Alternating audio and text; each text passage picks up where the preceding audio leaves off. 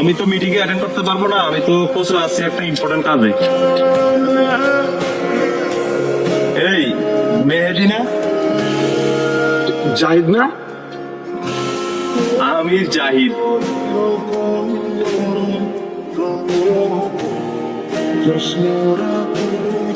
তো ভালো অবস্থানে আসোস।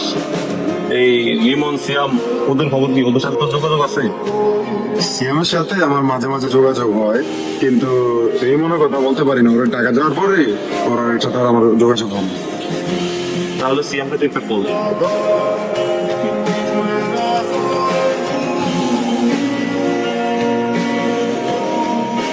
হ্যালো সিয়াম।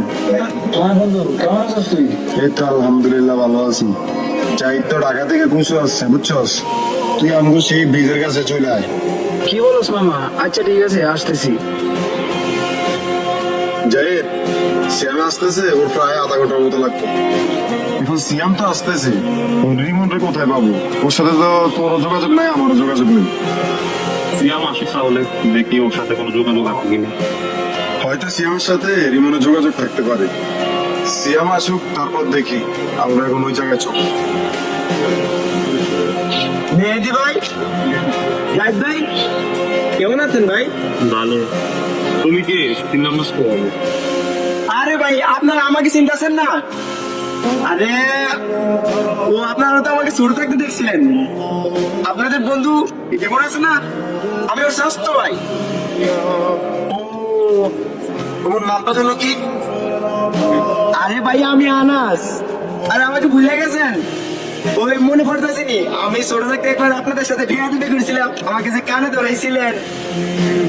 ও আচ্ছা, তুই পিচ্ছি আনাস। তুই তো অনেক বড় হয়ে গেছো। কেমন আছিস তুমি? আমি ভালো আছি ভাইয়া। তোর তো অনেক ছোট দেখছিলে, এখন তো অনেক বড় হয়ে গেছো। আচ্ছা আনাস, রিমন কইরে? ওর সাথে তো অনেক বছর যোগাযোগ নাই। ও এখন কোথায়? আমি যতটুকু জানি, রিমন ভাইয়া তো ঢাকাতে বিজনেস করতো।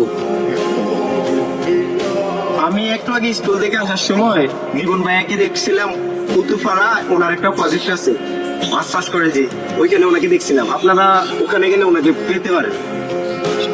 ও আচ্ছা।